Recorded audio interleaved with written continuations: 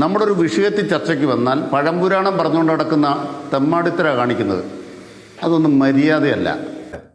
തോറ്റു പിരിയിളകിയ മണ്ടൻ സഖാവ് കെ അനിൽകുമാർ വീണ്ടും ചാനലുകളിൽ പ്രത്യക്ഷപ്പെട്ട് തെറി വാങ്ങി തുടങ്ങി.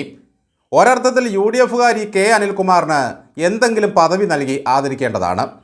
കഴിഞ്ഞ 5 വർഷം കൊണ്ട് 99 സീറ്റിൽ കിടന്ന ഇടതിനെ 35 ഈ മഹാൻ വഹിച്ച പങ്ക് ചെറുതൊന്നുമല്ല.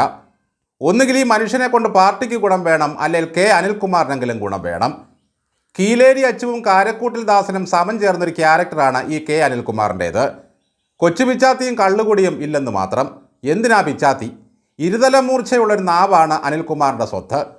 എതിരാളികളെ ഏതെങ്കിലും മ്ലേച്ഛമായ വാക്കുകൊണ്ട് ഒന്ന് ചൊറിഞ്ഞു പോകും. പിന്നെ കിട്ടുന്നതെല്ലാം വാങ്ങിക്കൂട്ടി ഇളിച്ചുകൊണ്ടിരിക്കും.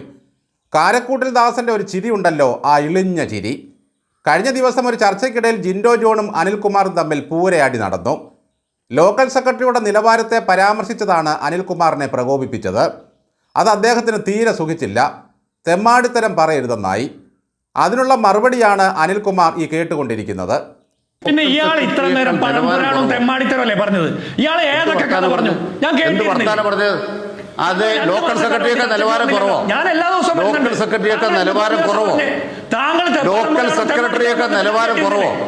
CPMന്റെ ലോക്കൽ കമ്മിറ്റി സെക്രട്ടറി എന്നൊക്കെ പറഞ്ഞാൽ ജില്ലാ കളക്ടറുടെ പദവിയാണ്. CPMനെ സംബന്ധിച്ചിടത്തോളം ഒരു പ്രദേശം ഭരിക്കുന്ന സാമന്തനാണ് ലോക്കൽ സെക്രട്ടറി. അത്തരം സെക്രട്ടറിമാരെ പറ്റി പറഞ്ഞാൽ അനിൽകുമാറിന് സഹിച്ചെന്ന് വരില്ല. മാത്രവുമല്ല, തോൽവി ഏൽപ്പിച്ച കനത്ത ആഘാതമുണ്ടല്ലോ, അത് മസ്തിഷ്കത്തെ വല്ലാതെ ചൊറിയുകയാണ്. കോട്ടയത്ത് തിരുവഞ്ചൂർ രാധാകൃഷ്ണനെതിരെ കടുത്ത മത്സരം നടത്തി ക്ഷീണിച്ചു വന്നിരിക്കുകയാണ് ഈ കെ അനിൽകുമാർ. എന്തൊക്കെ വാഗ്ദാനങ്ങളായിരുന്നു അനിൽകുമാർ കോട്ടയത്തുകാർക്ക് നൽകിയത്? എല്ലാ ഓട്ടോ സ്റ്റാൻഡിലും ചെന്ന് പറഞ്ഞു, ഇന്നാ പിടിച്ചോ ഒരു ബൈപ്പാസ്. എവിടെ 4 ആൾ കൂടി തിരക്കുണ്ടാകുന്നോ അവിടെയെല്ലാം ഞാൻ ബൈപ്പാസ് തരുമെന്നായിരുന്നു വാഗ്ദാനം. എന്തായാലും കോട്ടയത്തുകാർക്ക് അനിൽകുമാറിനെ വലിയ വിശ്വാസമാണ്. അതുകൊണ്ട് സാറ് നിയമസഭയിൽ പോകേണ്ട, ചാനൽ ചർച്ചയിൽ വന്നാൽ മതിയെന്ന് അവരങ്ങ് നിർബന്ധം പിടിച്ചു. ഇത്രയൊക്കെ ബുദ്ധിമാനും ചാനൽ പോരാളിയും സംസ്ഥാന കമ്മിറ്റി അംഗവുമൊക്കെയായ അനിൽകുമാർ എന്തുകൊണ്ടാണ് തെരഞ്ഞെടുപ്പിൽ ഗതി പിടിക്കാത്തത് എന്ന് പ്രത്യേകിച്ച് ആലോചിക്കേണ്ട കാര്യമില്ല. എന്തുകൊണ്ടോ അനിൽകുമാറിനെ ഇഷ്ടമല്ല ആളുകൾക്ക്. സ്വന്തം നാട്ടിൽ ഇത്തവണയും ഏതാണ്ട് 1,00,000-ഓളം അടുത്ത വോട്ടുകൾക്കാണ് അനിൽകുമാർ തോറ്റുപോയത്. ഒരർത്ഥത്തിൽ ഈ മനുഷ്യൻ ജയിക്കുകയായിരുന്നെങ്കിൽ പല ചാനലുകൾക്കും നഷ്ടം സംഭവിക്കുമായിരുന്നു. കഴിഞ്ഞ 5 വർഷം കൊണ്ട് എന്തെല്ലാം വിഷയത്തിലാണ് ഇദ്ദേഹം പിണറായി സർക്കാരിനെ ന്യായീകരിക്കാൻ എത്തിക്കൊണ്ടിരുന്നത്. മകളുടെ മാസപ്പടി കേസിലാണ് ഏറ്റവും കൂടുതൽ വന്ന് പൊരുതി തോറ്റത്. അതിൻ്റെ ഗതി ഏതാണ്ട് അധോഗതിയായി. ഇപ്പോൾ പ്രതിപക്ഷത്തിന് 35 സീറ്റൊക്കെ ഉണ്ട്. അനിൽകുമാർ ഇനിയുള്ള 5 വർഷം കൂടി നിരന്തരം ചർച്ചയ്ക്ക് വന്ന് അത് 5ലേക്ക് എത്തിക്കരുത്. സത്യത്തിൽ നമ്മൾ എന്തിനാണ് ഈ അനിൽകുമാറിനെയൊക്കെ കുറ്റം പറയുന്നത്? ഗോവിന്ദൻ്റെ ഒരു നിലവാരമൊക്കെ ജനങ്ങൾക്കറിയാം. അതിൻ്റെ താഴോട്ടുള്ളതിൻ്റെയൊക്കെ നിലവാരം എത്രയാണെന്ന് ഊഹിക്കാവുന്നതേ ഉള്ളൂ. ഇത്രയൊക്കെ ജനവികാരം എതിരായിട്ടും ഗോവിന്ദൻ പറയുന്നത് ഞങ്ങളല്ലാതെ വേറെ ആരുണ്ട് പാർട്ടിയെ നയിക്കാനെന്നാണ്. എന്നെയും പിണറായിയെയും ഒഴിവാക്കാമെന്ന് ആരും കരുതേണ്ട.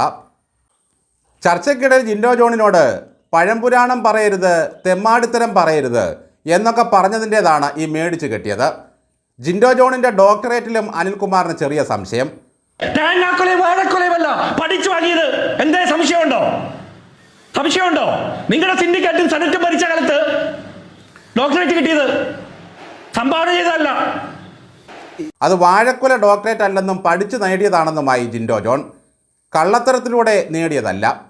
ഇന്നാട്ടിലെ ലോക്കൽ സെക്രട്ടറിമാർ ഒട്ടും മോശക്കാരല്ല. ഒരർത്ഥത്തിൽ ഗോവിന്ദനിരിക്കുന്ന കസേരയിലിരിക്കാൻ പ്രാപ്തിയുള്ള മിടുക്കന്മാരായ ലോക്കൽ സെക്രട്ടറിമാർ എത്രയോ ഉണ്ട്. ജിൻഡോ ജോണിൻ്റെ ഡോക്ടറേറ്റിൽ അനിൽകുമാറിന് സംശയമുള്ളതുപോലെ തന്നെ അങ്ങയുടെ LLBയിൽ നാട്ടുകാർക്കും സംശയമുണ്ടാകും. അനിൽകുമാർ നയിച്ച ചർച്ചകളൊന്നും തന്നെ ഇന്നുവരെ ഫലം കണ്ടിട്ടില്ല. ഒന്നുകിൽ പിണങ്ങിപ്പോകും, അല്ലെങ്കിൽ ബഹളമുണ്ടാകും. എതിരാളികളെ ചീത്ത വിളിക്കും. എന്നിട്ട് നനഞ്ഞൊട്ടി ഒരു ഇറങ്ങിപ്പോക്ക്. അപ്പോൾ പിന്നെ കേസ് കാര്യത്തിൽ എങ്ങനെയായിരിക്കും? ഒന്നുകിൽ തള്ളിക്കളയും, അല്ലെങ്കിൽ തോറ്റുപോകും. അനിൽകുമാറിനെ പോലെ ചാനൽ ചർച്ചയ്ക്ക് വന്ന് അലമ്പുണ്ടാക്കുന്ന മുഴുത്ത സഖാക്കളും വാകീറി പ്രസംഗിച്ച് മനുഷ്യനെ വെറുപ്പിക്കുന്ന കൊച്ചു സഖാക്കളും മനസ്സിലാക്കേണ്ട ഒരു കാര്യമുണ്ട്. ഇനിയിപ്പോൾ ഹുങ്കും വെല്ലുവിളിയും അഹങ്കാരവും കൊണ്ട് ഒരു സിദ്ധാന്തവും ഈ നാട്ടിൽ ജയിക്കാൻ പോകുന്നില്ല. നിങ്ങളുടെ പഴകിത്തേഞ്ഞ വിപ്ലവത്തിന് ഒരു പ്രസക്തിയും ഇന്ന് ഈ സമൂഹത്തിലില്ല. സഖാക്കളുടെയും നിങ്ങളുടെ സാംസ്കാരിക നായകന്മാരുടെയും ബുദ്ധി കൊണ്ടല്ല ഈ സമൂഹം പ്രവർത്തിക്കുന്നത്. മോരിൽ ചേർന്ന വെള്ളവും നേരിൽ ചേർന്ന കള്ളവും പോലെ നിങ്ങളുടെ തലച്ചോറിൽ കലർന്നുപോയ കുരുട്ടുബുദ്ധി ഉണ്ടല്ലോ, അത് സമൂഹം തിരിച്ചറിഞ്ഞു തുടങ്ങി. ചർച്ചയ്ക്ക് വരുന്നവർ പഴംപുരാണവും തെമ്മാടിത്തരവും പറയരുതെന്ന് ഒരു മാർക്സിസ്റ്റുകാരൻ എതിരാളിയോട് പറയുമ്പോൾ സ്വാഭാവികമായി തിരിച്ചു കിട്ടുക നല്ല കനത്തിൽ തന്നെയായിരിക്കും. ലോക്കൽ സെക്രട്ടറിയുടെ മുതൽ സംസ്ഥാന സെക്രട്ടറിയുടെ വരെ നിലവാരത്തെപ്പറ്റിയൊന്നും അധികം സംസാരിക്കാതിരിക്കുന്നതാണ് അനിൽകുമാറിന് നല്ലത്. ഇദ്ദേഹം നിരന്തരം പങ്കെടുക്കുന്ന ചർച്ച കേട്ടാൽ സ്വന്തം വീട്ടുകാർ പോലും ഈ മനുഷ്യന് വോട്ട് ചെയ്യുമെന്ന് തോന്നുന്നില്ല, പിന്നല്ലേ അയൽവക്കക്കാർ. യാതൊരു കമ്മ്യൂണിസ്റ്റ് ബോധമോ രാഷ്ട്രീയമോ അറിയാത്ത ഒരു മനുഷ്യനാണോ ഈ അനിൽകുമാർ? എതിരാളികളെ പ്രകോപിപ്പിക്കുക, അവരെ ചീത്ത വിളിക്കുക, കിട്ടുന്നത് വായിലിട്ട് കൊണ്ടുപോവുക, ഇതാണ് സ്ഥിരം പരിപാടി. വരുന്ന 5 വർഷത്തേക്ക് ഇദ്ദേഹത്തെ തന്നെയാണോ പാർട്ടി ചാനൽ ചർച്ചയ്ക്ക് ചുമതലപ്പെടുത്തിയിരിക്കുന്നത്? ബഹുകേമമായിരിക്കും. ഭരണപക്ഷത്തിനെതിരെ അനിൽകുമാർ എത്ര ആഞ്ഞടിച്ചാലും അടിയെല്ലാം സ്വന്തം ഉച്ചാന്തലയ്ക്ക് തന്നെയായിരിക്കും തിരിച്ചു കിട്ടുക. കമ്മ്യൂണിസ്റ്റ് നേതാക്കന്മാരിൽ ജനങ്ങൾക്കുണ്ടാകുന്ന വിശ്വാസം നഷ്ടപ്പെട്ടാൽ അത് തിരിച്ചെടുക്കുക വലിയ ബുദ്ധിമുട്ടായിരിക്കും.